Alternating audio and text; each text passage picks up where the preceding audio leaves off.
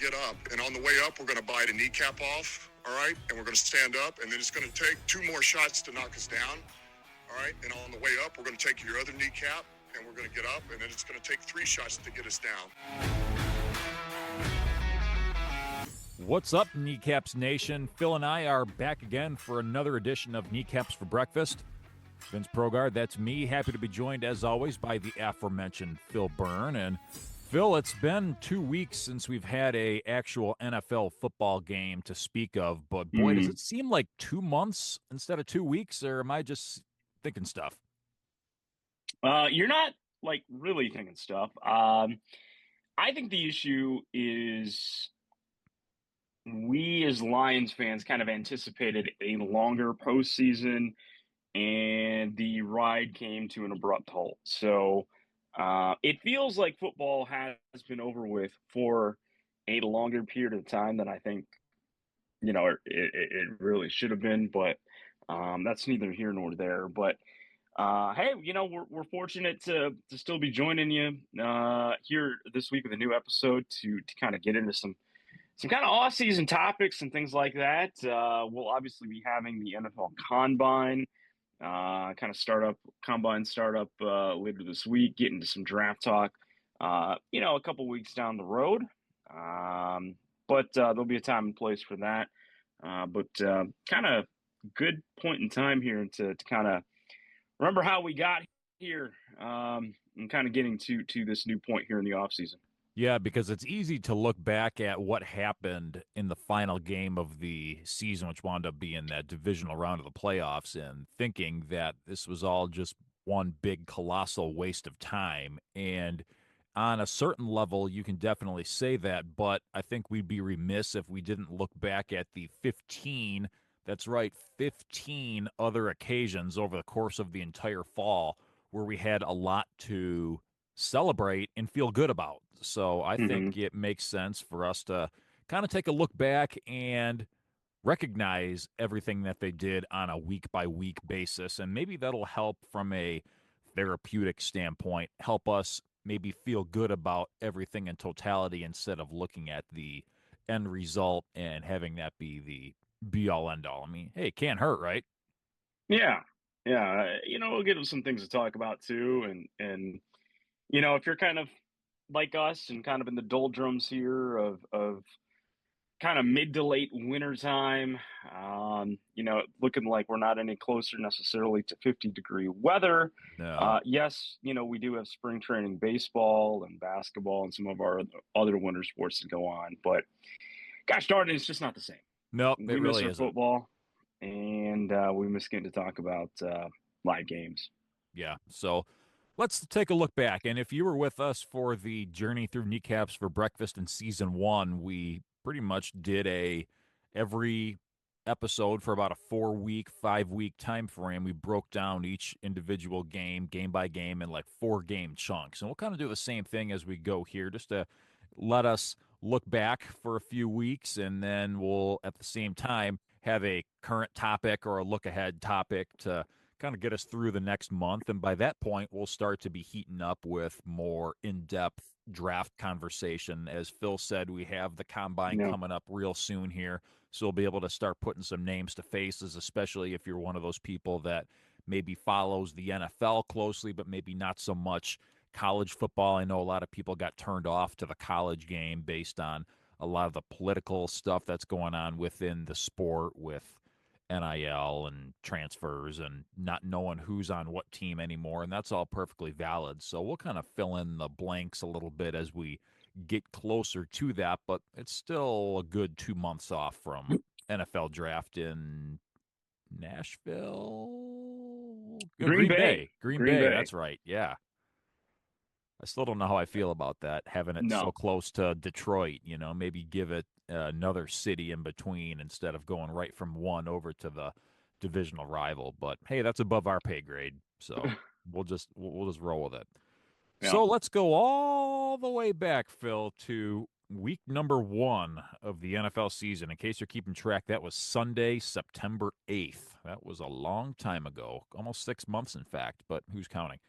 That was the Lions opening game. It was such an important game in NFL circles that the schedule makers decided right away we're going to put this game on Sunday Night Football to kick off the season. So it's the Lions with a playoff from the previous season rematch with the Los Angeles Rams. So, yep, more Stafford, more Sean McVay, more rematch talk all off season, dominated the conversation. We finally put the toe to the rubber and off we went on Sunday Night Football. And it was a little bit of a slow start. The Rams jumped out to a 3-0 lead, and then the Lions rattled off a few consecutive scores to go up 17-13, and then they kind of ran out of gas.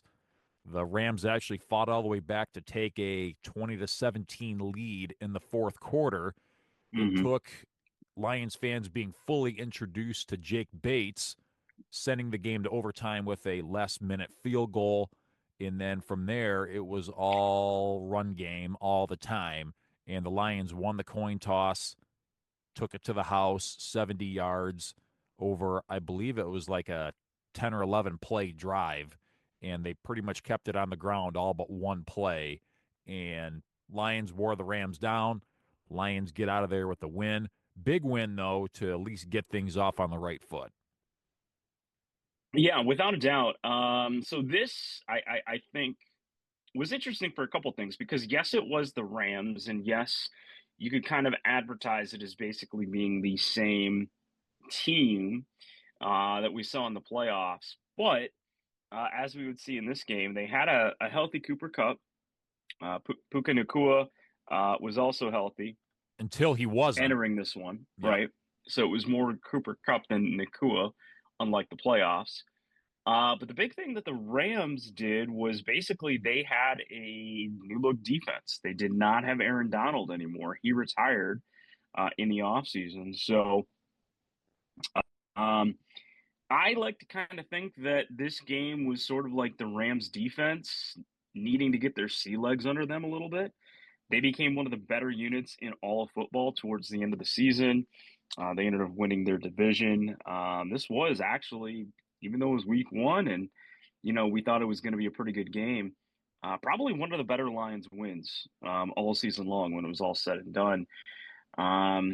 As you mentioned, though, the run game, this is where we started to really, really see the Sonic and Knuckles aspect of the Lions offense come into fruition. It was the Lions offense, that was just really able to take it to the Rams in overtime, seal the win, and it was a quality win on Sunday Night Football. And I think it should also be noted that the Lions defense at this point in time was healthy, Yeah. and they were going up against an offensive line with the Rams that was very much not healthy. They absolutely limped into the start of the season, and it took the Rams 5-6 games before they were able to borrow a line from you, Phil, get their sea legs under them. Mm-hmm. So it was almost as if it was a hi, my name is name tag kind of game for the Rams on the offensive line. So that allowed the Lions defense, again, healthy at that point, to really be able to chow down and get a little bit comfortable through a game. Yeah. Yeah. So, I think this was a game that we started to get a little bit of an idea of how the Lions defense too, as they were healthy, we're going to look under Aaron Glenn because they kind of revamped some things with the way that the secondary was, and Hutch very healthy in this game. He had a pretty solid outing if I remember right. But again, good win, 26-20, the final in overtime from Ford Field. Lions kick off the season 1-0. And it was going to be another rematch the following week. The Lions did not have to leave the friendly confines of Ford Field. It was another home game for week 2. Another familiar opponent, as we said, the Tampa Bay Buccaneers coming to town. So just like it was Rams first, Buccaneers second in the playoffs the previous year, it was Rams first, Buccaneers second to start the regular season. So we kind of thought, hey, we tend to play pretty well against Tampa Bay. Jared Goff historically puts up good passing numbers against the Buccaneers. It was a pretty much a defensive slugfest in the regular season when they played them in 2023. So we thought, hey, what a good way to get things going 2-0, and then you can really start to stack the wins, as they like to say. And at surface level, it looked like they would have had no problem. The Buccaneers' offensive line, like the Rams, coming in very much not healthy. So what does Aiden Hutchinson do? He goes off for 4.5 sacks in a single game against the Buccaneers. Again, a very healthy Aiden Hutchinson, a very healthy Lions defense, making life extremely difficult for the Buccaneers.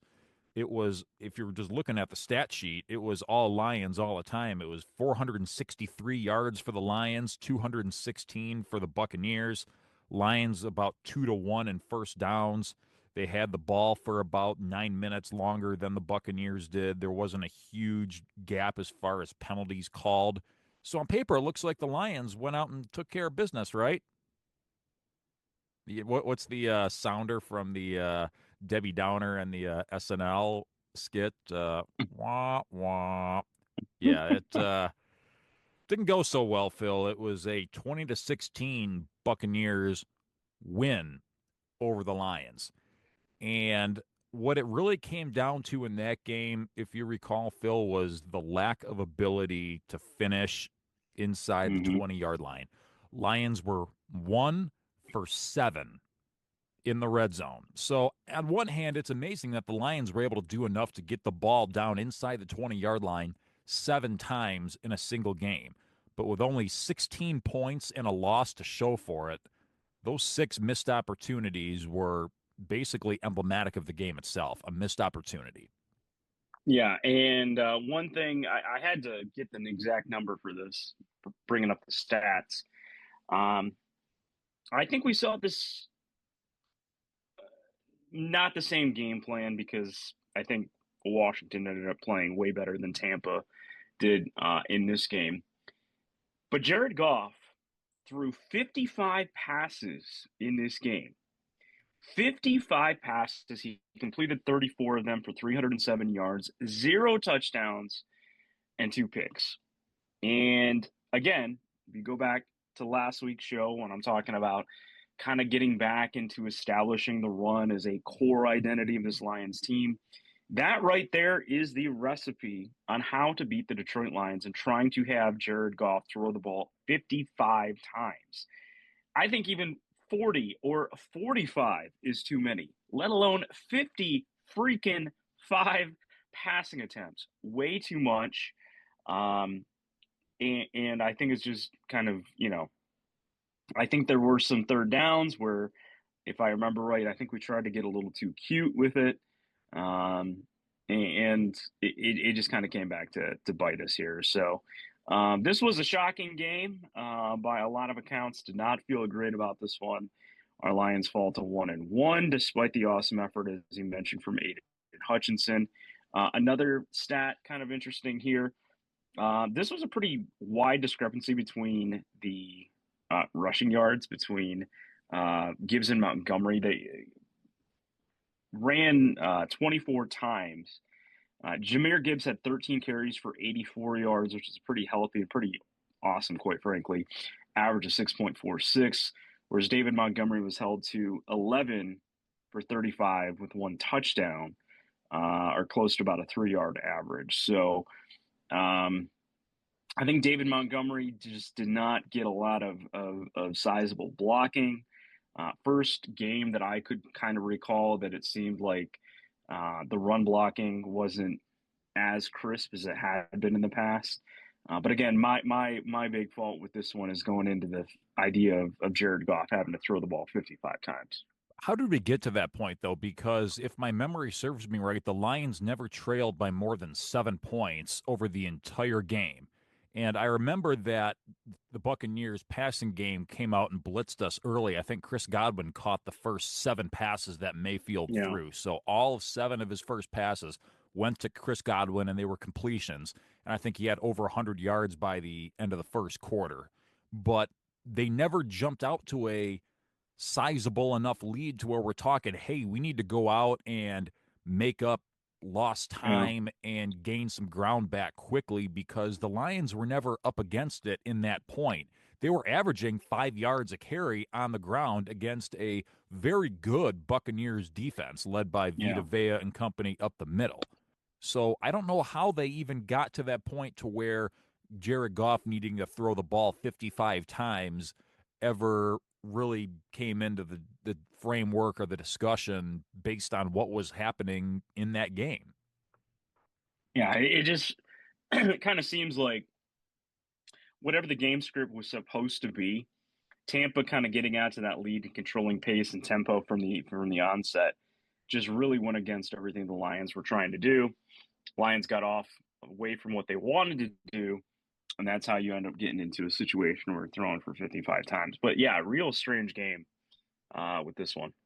So 16 points would be a season low for the Lions, and it wouldn't be super close either. And if Yeah. any team in the NFL could sign a piece of paper that say 16 points is going to be our lowest point output in a single game over the course of a season, I'm sure all 31 other teams, including the Lions themselves, would have signed it. So Mm-hmm. that just goes to show what the offense was able to do over the course of the season. But in any case, now at 1-1, it's all the more important that they got that Rams game because history is not on your side for the 0-2 team. So they're at least happy to have that game from the Rams in their back pocket as they finally head on the road for the first time out to the desert to take on the Arizona Cardinals, who were going into it 1-1. The Cardinals, in their one loss, had played well against Buffalo. So we didn't really know what we were going to get from the Cardinals, a healthy Kyler Murray. What kind of Yeah. response would we get from the Lions? And again, Phil, a slow start on offense, but the defense, healthy once again, did not let the Cardinals offense really get much of anything going at all. I think Arizona had one good solid drive over the course of that game. And other than that, it was like they were starting to get something going, but couldn't, whether it was a turnover or, well, it could have been a poor time penalty or just a good defensive effort by the Lions. Arizona just couldn't get anything going, wound up being a 7-point victory on the road to get back on top for the Lions. I think this was the first game, and you kind of talked on a little bit about the Bucks game and the effort that we got from Hutch, that I started to really hear the buzz build for him about being a potential defensive player of the year kind of candidate, and maybe even the front runner, quite frankly, with kind of the effort, the impact, the stats, and everything else that he had cooking at this point in the season. And again, this kind of bled into the issue that the Lions had under Aaron Glenn as their defensive coordinator for a very long time, where with running quarterbacks, they just did not have an answer. They could not stop it. And again, the defense was healthy in this game. And if memory serves me right, I think Hutch had a outstanding game once again. And we really did limit what Kyler Murray was able to do in this one. Yeah, he only had one sack on the game, but he was all over the place on that field and really, again, made life difficult for the Cardinals, who, again, they had finally gotten Kyler Murray back and healthy once again. One thing that I did notice is because, again, it wasn't an all-out dominating performance by the Lions offense. We didn't start to see them running and gunning all over the field Yeah. until a little bit farther down the road in the season. And we talked about this at the time about what do you do in the preseason? Do you play guys? Do you not play guys? What's the secret to the sauce there? And the Lions opted to not play anybody of real consequence in the preseason. And it almost, looking back on it months ahead of time, seems as if that may be a consequence that you have to deal with. If that's the approach that you're going to take, not playing a lot of these key guys in the preseason, Right. these first 2-3 games you could almost count as an extension of the preseason because these guys are finally getting out there, seeing Yeah. some actual game action, shaking some rust off. And is this almost something that, hey, maybe we have to be mindful of as we move forward, that, hey, if we're not going to be playing guys in the preseason, we better be prepared for at least a clunker or two coming out the gates in the first 3-4 weeks of the season? Well, it's almost kind of like turning into what you can expect from baseball, where especially here, in Detroit or the upper, Midwest, Great Lakes region, where it is so cold to start some of the baseball games at the beginning of the year, that how long does it take for the bats to warm up? It's always pitching dominant games and performances those first couple of weeks into April when the season starts. And yeah, I think you hit the nail on the head here with this one, where we didn't see 65% of the team in preseason even get a snap or two. So it felt like it did take 2 games, for things to really start going and clicking. And how many guys on offense just didn't even record a snap, let alone a series in the preseason. So good point there. So now we move forward to game number 4, Monday Night Football against the Seahawks. You get the Seahawks at home once again, and the Seahawks have been our thorn in the side the last handful of seasons. So we were hoping, hey, is this the year that we finally get the best of Geno Smith, who comes out looking like a Pro Bowl quarterback every time we play the guy? Will this be the year we finally get the best of him? And I guess you could say Jared Goff did everything that he possibly could to get on the right side of things, because he set an NFL record going 18 for 18 to finish the game. So it was a great night by Goff, did not throw an incomplete pass. The Lions offense finally looked like they had woken up, put up 42 points on the Seahawks. Now, granted, they were missing a lot of guys due to injury, too, so it's almost like we're sensing a little bit of a pattern here. The Rams came in a little bit banged up. Same with the Buccaneers. Cardinals a little healthier, but then the Seahawks were missing a lot of guys. But credit the Lions for taking full advantage. They put up 42 points. They never let Seattle take the lead on any occasion over the course of the game. The Lions were in control, even though Seattle got a little bit close at times, Yeah. but the Lions were in full control. 42 points of offense. Again, great night by Jared Goff. The offense finally looked like they had woken up and let you feel good going 3-1 going into an early bye week. Yeah, this is one of those games that when they released the schedule and I saw it was the Seattle Seahawks at home on Monday Night Football, I was like, oh no, here we go again. I was fully anticipating coming to this one, having it be a Lions loss. I did not feel comfortable at all playing the Seattle Seahawks. And then we finally, came out ahead. So this was one that, as you kind of mentioned, Jared Goff having a very solid game. It seemed like we were finally in rhythm. I think having the extra day of rest and having this be on a Monday too allowed the Lions to get a game plan that they, finally felt like it was going to pay off and have some massive dividends. And if nothing else, it just felt incredibly great to walk out of Ford Field at the end of the night and know that, hey, we finally just beat the Seahawks. We got this you know thorn in our side, a checklist item. We were able to check it off. That was the first of, I think, many major accomplishments in the regular season by this team.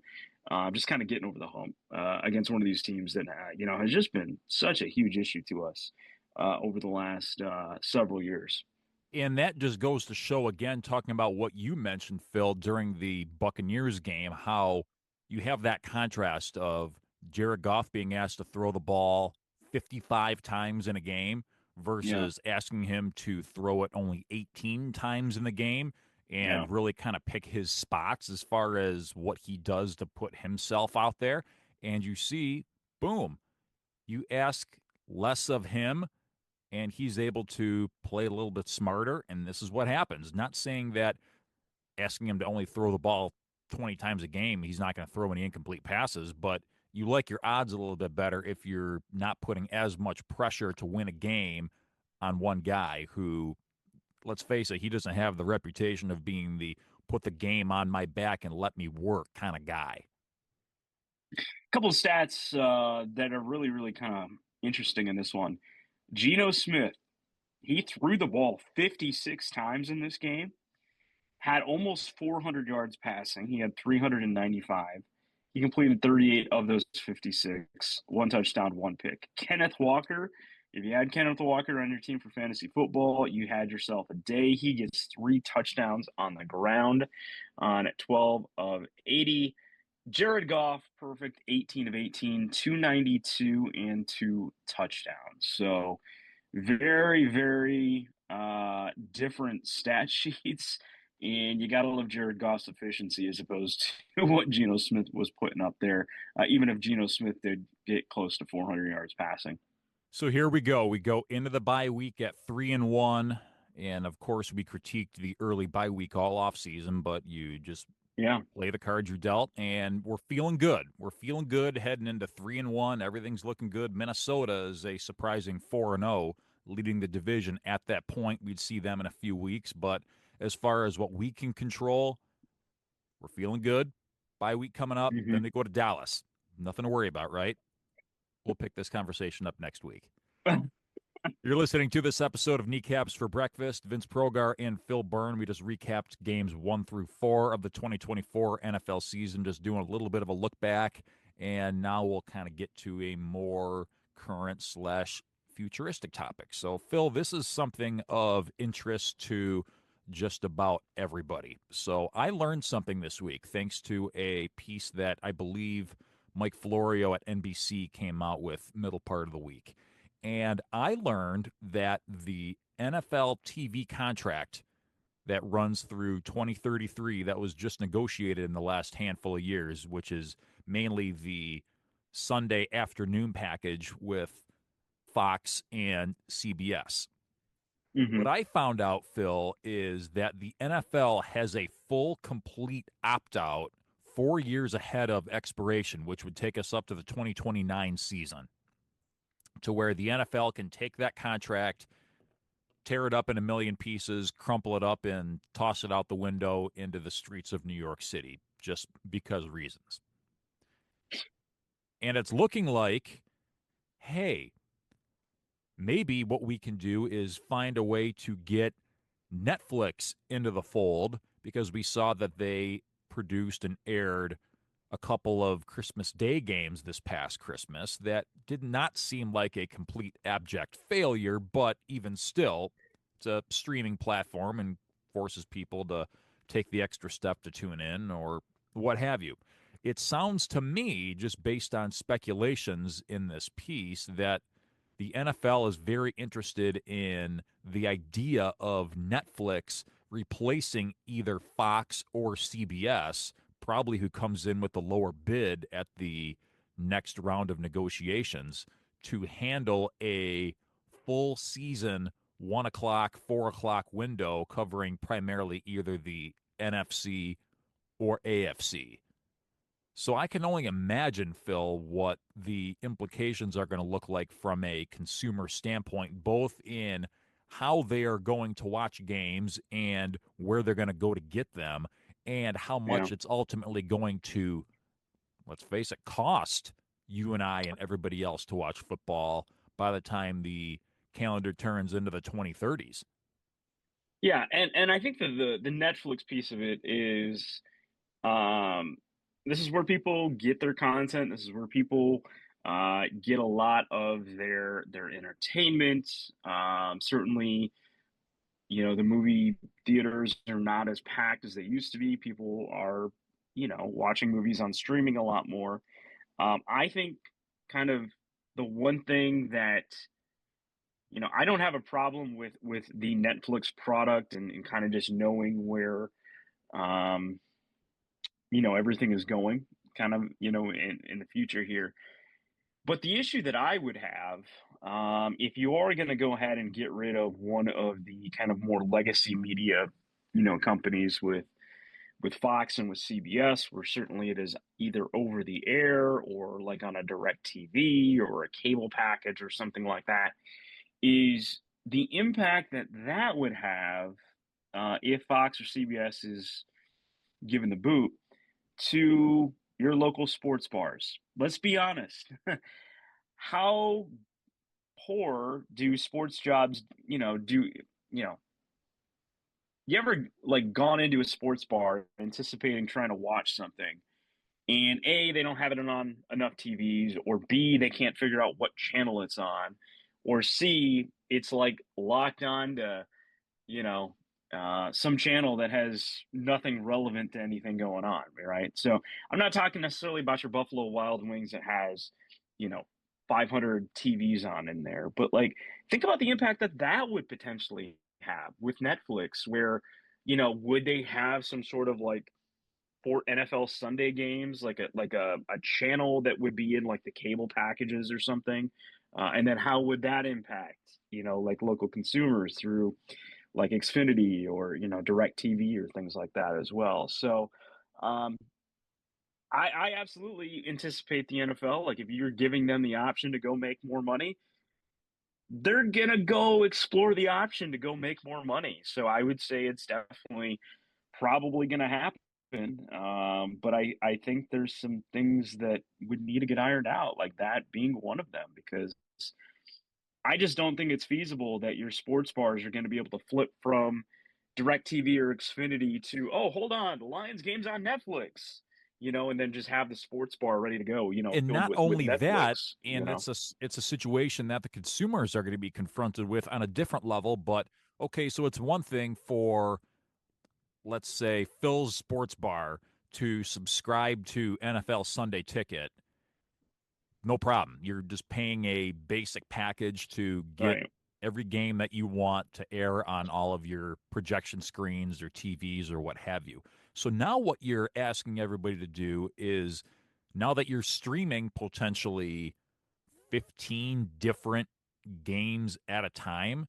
I'm no IT guy, but I can't help but believe that now all of a sudden you're going to need all of these sports bars, both the big franchises and the local mom and pop establishments, to now basically overhaul their whole internet and IT system in order to be able to support the bandwidth that's needed to stream all these games. Because I'll just take our household for an example. When my wife and I are both on our own devices and we happen to be, say, streaming Thursday Night Football on Amazon Prime, there's some situations, depending on what either of us are doing on our devices, to where the Amazon feed starts to buffer a little bit because we're asking an awful lot of our internet at one given time. So I got to imagine that all of a sudden these places are going to need to figure out what they're going to do Yeah. moving forward to be able to make sure they have the bandwidth to support streaming all these games at a time. Yeah. Yeah. So I think it's going the way of Netflix or a Prime Video. I think those two, I could definitely see it. Um, it certainly seems like Fox has a lot of money to play with if they're willing to give Tom Brady the money that he's receiving. So I would say, does that mean CBS then is kind of the odd man out, But look at in it the from this negotiations? scenario, though. Or So obviously, ESPN has their ESPN Plus, NBC's got Peacock, CBS has Paramount Plus. Fox doesn't really have that secondary streaming platform yet. No, obviously, a lot can change between now and the next 4 or 5 Fox years from Nation, now. Vince? No, I'm joking. Oh, Sorry. my mistake. No, no, Fox and no. Friends, or yeah. But Anyways, but like Fox, I guess on surface level doesn't have that one yeah, streaming platform that's already dedicated and set up and has had the test runs and the bugs worked out and all that. So on surface level, you'd think maybe it's time that Fox ups the ante and comes out with the streaming platform of the future and says, "Hey, we're ready to go." I don't know. A lot can yeah, happen between now and the 2029 season, but I don't know. What do you think of streaming as a whole, Phil? Now that we already have it established on certain NFL with Thursday night, or with certain college with some Big Ten games broadcast exclusively on Peacock, or college basketball and what have you, the FanDuel Sports Detroit that we get the Red Wings and Tigers and Pistons on is going to be in a big way starting to be streamed on Prime as we move forward. What's your take on just the practice of streaming as a whole? Does that work for you, or is that something that causes maybe a little more trouble than it's worth? I think for college it doesn't really work. I don't like this whole idea of you have like the Big Ten, for instance, who used to be so dominant on ESPN and ABC, and then what this past football season, you had the you know the prime window game on CBS. They took that over from the SEC. You had games on Peacock, and then you had, Big Noon with Fox or a night game on Fox. It got to the point where it was incredibly difficult to figure out, hey, if I want to watch Michigan or Michigan State versus Iowa, for instance, where is that game going to be played at? Okay. We've been pretty fortunate, that the NFL has kept things pretty streamlined, where the majority of your NFC games are going to be on Fox, the majority of your AFC games are going to be on CBS. Now, they started to muddy the waters a little bit, with having some weeks that would have some matchups, where you would have an AFC matchup that was Softer on Fox flex scheduling. Exactly. But it was still extremely easy to figure out what channel you need to turn to by what point in that point in time. I think as you add Netflix and probably another game on Prime Video, it's going to start to muddy the waters a little bit. So I think the NFL can do it, and they can probably do it better than anyone. But they're going to have to be extremely organized, disciplined, and making sure that just like, hey, here is what our new broadcast schedule is going to look like. You can anticipate if your team is playing in this window, it will go to this streamer. In this one, it will go to this streamer, and just kind of go from there.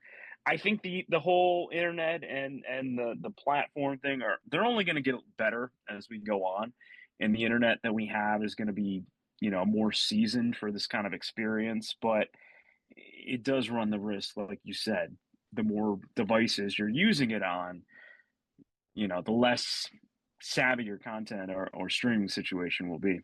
Yeah, absolutely. And this is not the last we are going to discuss of this situation. I think this is a situation that's been a long time in the making, but I think is relatively in its infancy as far as actual hard-hitting discussions being had. So this is probably the first of many conversations, Phil, that you and I are going to have on this as we move forward. But I just wanted to bring it to the forefront.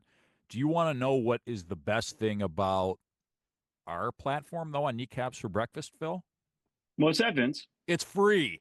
You don't have to worry about subscribing to Peacock or Amazon Prime or Netflix or anything like that. It is absolutely free to listen to Phil and I every single week, and we are extremely thrilled that you've chosen to be along for the ride with us.